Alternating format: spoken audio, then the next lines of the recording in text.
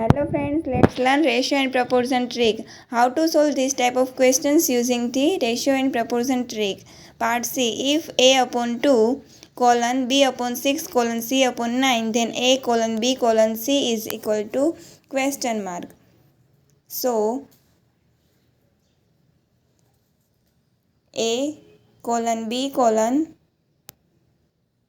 C is equal to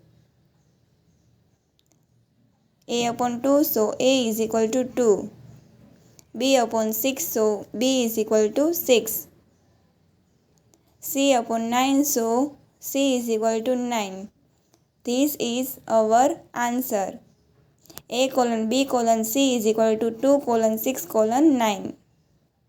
It's easy. Next question.